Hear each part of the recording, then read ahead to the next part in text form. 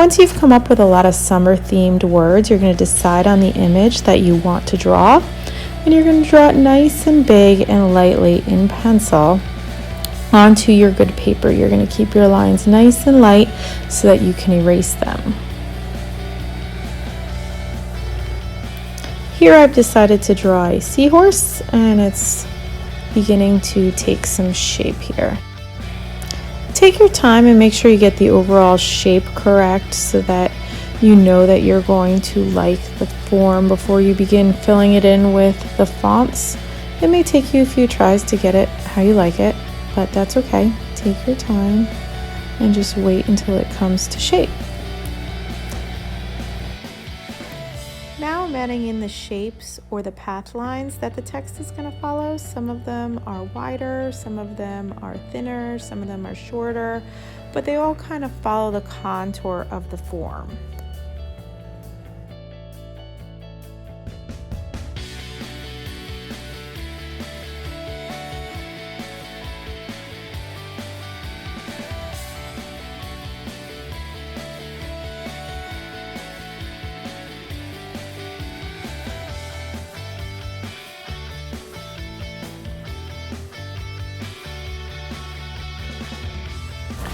Once I'm happy with my shapes and the path that they make, and I've double checked to make sure that I have a variety of sizes of shapes, some of them are a little bit bigger and they're all following the contour of the form, then I can go ahead and begin filling in the shapes with my text. Now I'm looking at my sheet and using different fonts that I like that help express the mood of my piece as a reference. I'm making up my own, but I'm using elements from each. Maybe I like the way the edge of an S curves. I'll use that in my S, or perhaps I like the little tail on one of my letters. I might use that and kind of combine them to create my own font that uses line to express the mood or the feel of my summer theme. And I'm doing it in pencil first. And then when I'm confident, I go ahead and get my marker and start going over my lines with the marker. I'm thinking about the thickness of my lines. Some of them go from thick to thin, some of them are thinner than others.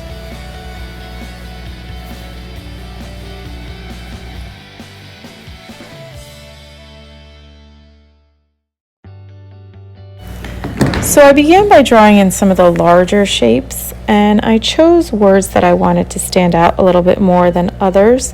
So the word beach, the theme of this seahorse is things at the beach. So I made the word beach a little bit larger just so that it stands out and is a little bit more of a focal point.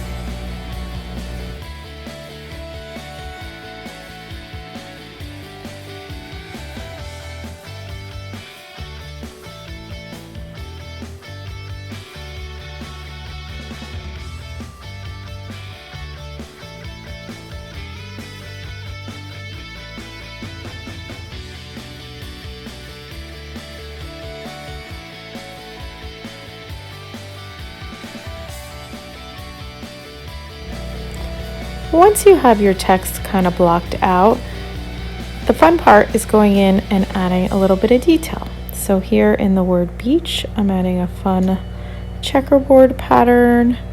You can fill your fonts with whatever patterns that help reflect your ideas. But this one I wanted to stand out a little bit, so I'm making it a little bit darker and a little bit more detailed. Those are two ways that you can make a word stand out a little bit more in your design.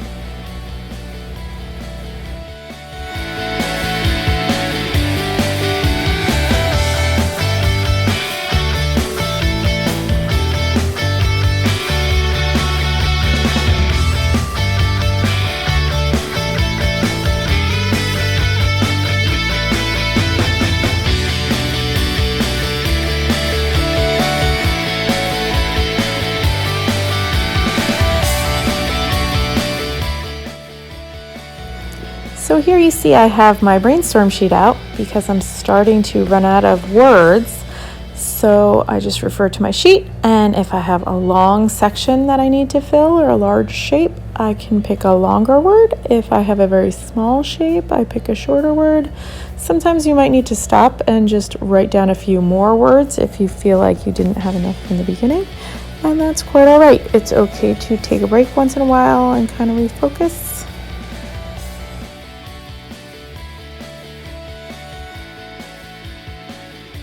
And also remember you have your font reference sheet as well. If you start to run out of ideas for font styles, you can just refer to that for some inspiration.